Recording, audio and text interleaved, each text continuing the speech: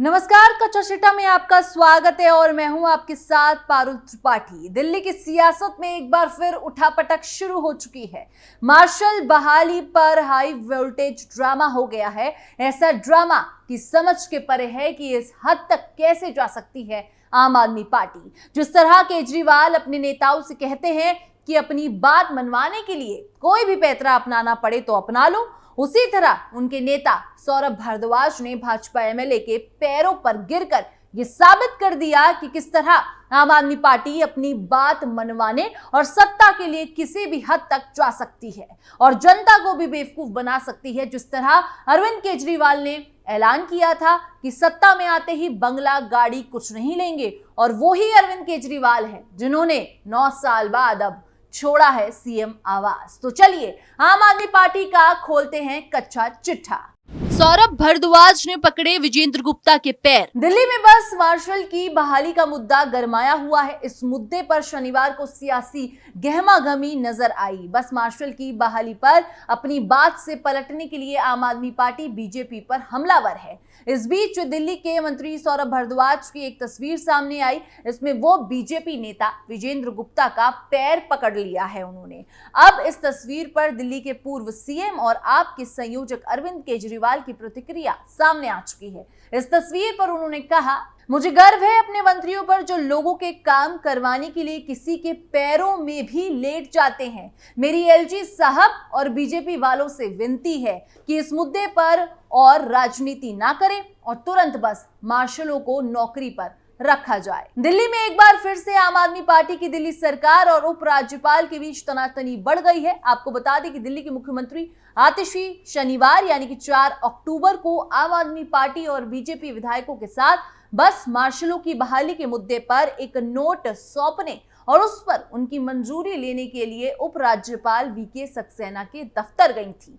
इससे पहले कैबिनेट की बैठक में ये नोट पास किया गया था। बस मार्शलों की बहाली के मुद्दे पर बीजेपी विधायकों ने आतिशी से मुलाकात की और मुख्यमंत्री ने उनसे एक प्रतिनिधिमंडल में शामिल होने की अपील की जो उनकी मंजूरी के लिए एलजी को नोट सौंपेगा। एक वीडियो में दिल्ली के मंत्री सौरभ भारद्वाज ने कहा था कि कैबिनेट ने सर्वसम्मति से नोट पारित किया। इसे मुख्यमंत्री, आप और बीजेपी के विधायकों द्वारा सक्सेना की मंजूरी के लिए एलजी कार्यकाल में ले जाया गया था। बता दें कि दिल्ली सरकार के मंत्री सौरभ भारद्वाज ने गुरुवार की शाम को एलजी हाउस के बाहर बस मार्शल के साथ प्रदर्शन किया था। इस दौरान उन्हें हिरासत में ले लिया गया था। गौरतलब है कि सार्वजनिक परिवहन बसों में मार्शल के रूप में तैनात 10,000 से ज्यादा नागरिक सुरक्षा स्वयंसेवकों को पिछले साल हटा दिया गया था, जिसके बाद इस पर राजनीति तेज हो गई है। और अब बता दें कि यहां तक आ गई है कि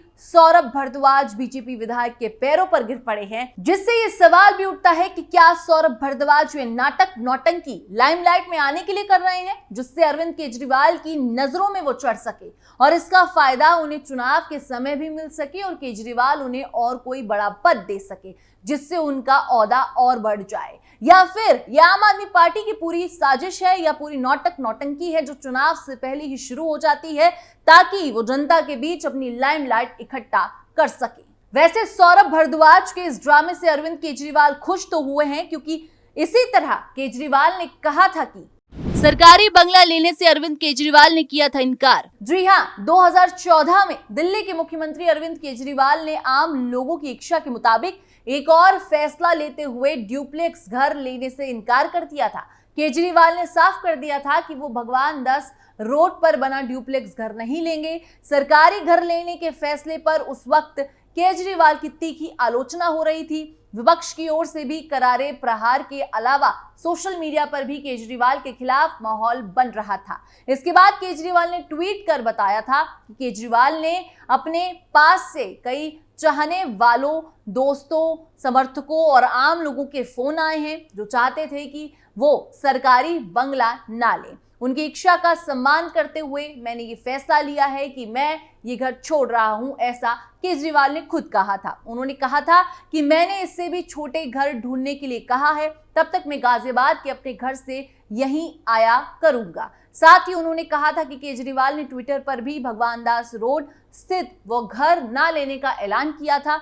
लेकिन उन्होंने ये भी लिखा था कि वो चाहते हैं कि उनका दफ्तर और घर एक दूसरे से सटे हों ताकि उनके लिए काम करना आसान हो। गौरतलब है कि इस ड्यूप्लेक्स फ्लैट में कुल 10 कमरे हैं।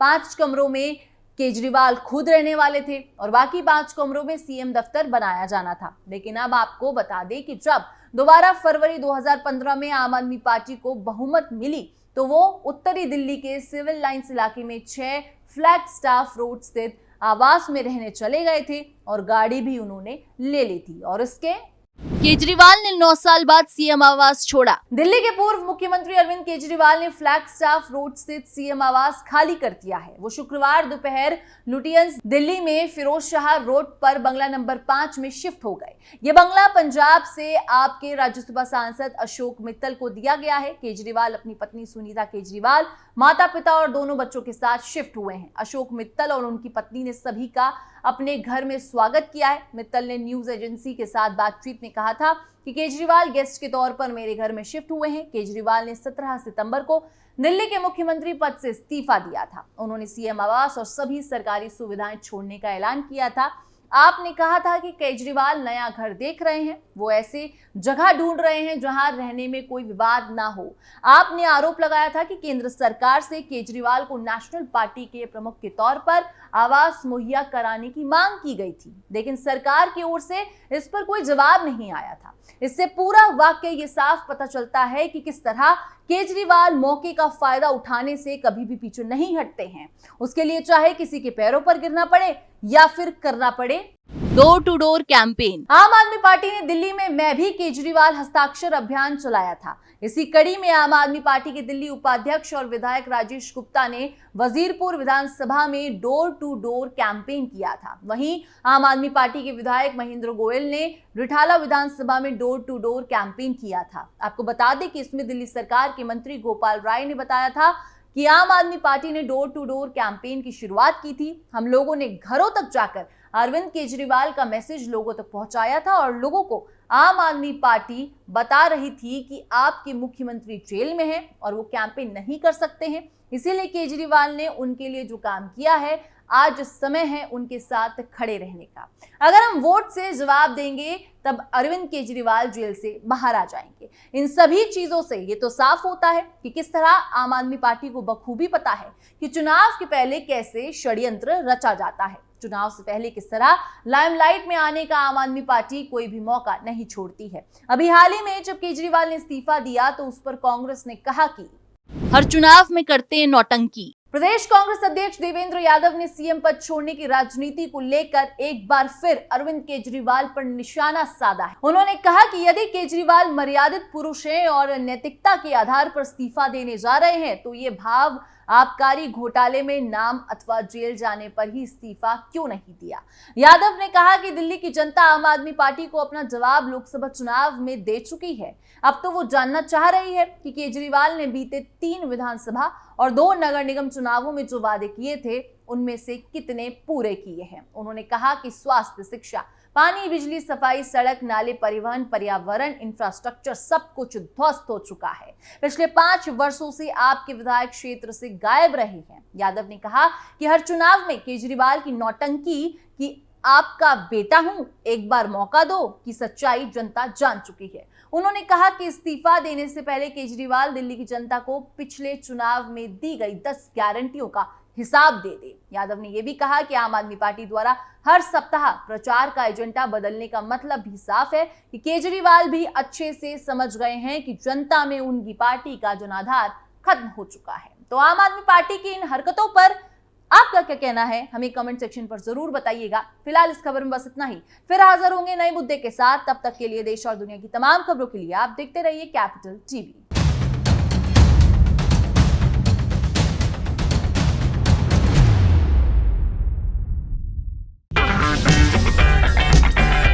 अगर आपको हमारा वीडियो पसंद आया हो तो इसे लाइक करें, हमारे चैनल को सब्सक्राइब करें और हाँ, बेल आइकन दबाना ना भूलें ताकि आप तक हमारे वीडियो की नोटिफिकेशन पहुंचती रहे। आप अपना सुझाव हमें कमेंट बॉक्स में दे सकते हैं। हमारे साथ जुड़ने के लिए शुक्रिया।